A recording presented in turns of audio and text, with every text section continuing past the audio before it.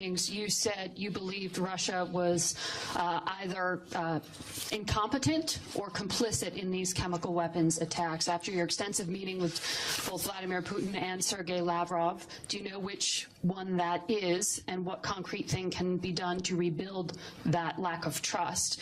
And Minister Lavrov, if I could indulge you to answer in English, if you would, sir. President Trump has called Bashar al-Assad an animal. This is the leader your government continues to back. Can you tell us how long Russia will be willing to risk the lives of its soldiers and spend its money to protect him? With respect to Russia's complicity or knowledge of the chemical weapons attack, we have no firm information to indicate that there was any involvement by Russian forces into this attack. What we do know, and we have very firm and high confidence in our conclusions, that the attack was planned, carried out by the regime forces at the direction of Bashar al-Assad.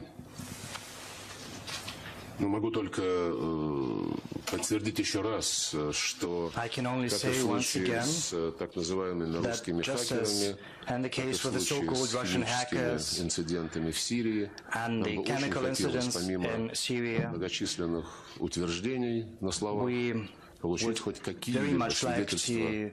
Get some concrete evidence, not just words. So far, we have not seen any facts. And let me highlight once again. In Syria, we are acting at the request of the legitimate government of the country which is a member of the United Nations. This country is under no sanctions of the UN Security Council. We are acting there in order to fight terrorism. And it is in our interest to prevent Damascus from being engulfed by ISIS and the al-Nusra Front. If you look at the facts, over the last 18 months, the coalition set up by the Obama administration did almost nothing to achieve the objective that it had stated when being established. It had not fought consistently against the al-Nusra Front or ISIS until the Russian airspace forces were deployed in Syria. And even after this deployment of our forces, the US-led coalition under the Obama administration only performed strikes against certain posts held by ISIS, and it was always sparing the al-Nusra Front, and we've got some suspicions. We think that the al-Nusra Front is still chaperoned and spared to resort to Plan B, to overthrow the Assad regime with force. We know how this is going to end because we saw similar situations in Libya and Iraq, and we do hope that the people will prevail who know how to learn from history. Now, as for who is responsible for the crimes committed in Syria, we've got to look into that.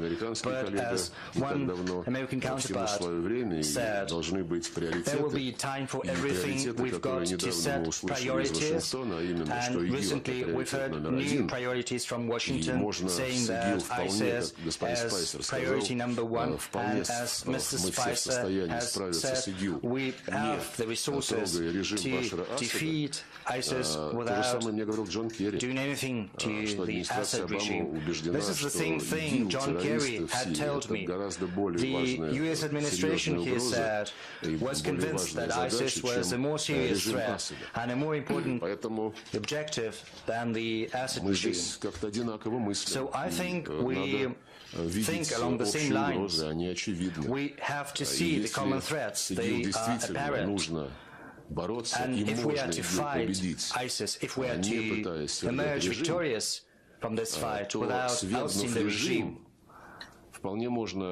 не то, что не победить ИГИЛ, а проиграть when ИГИЛ. ousting the Так что regime, давайте все-таки this is no guarantee that we're going to defeat ISIS. On the contrary, ISIS might emerge victorious if we oust the regime. So we should be guided by common sense. Thank you, not by emotion.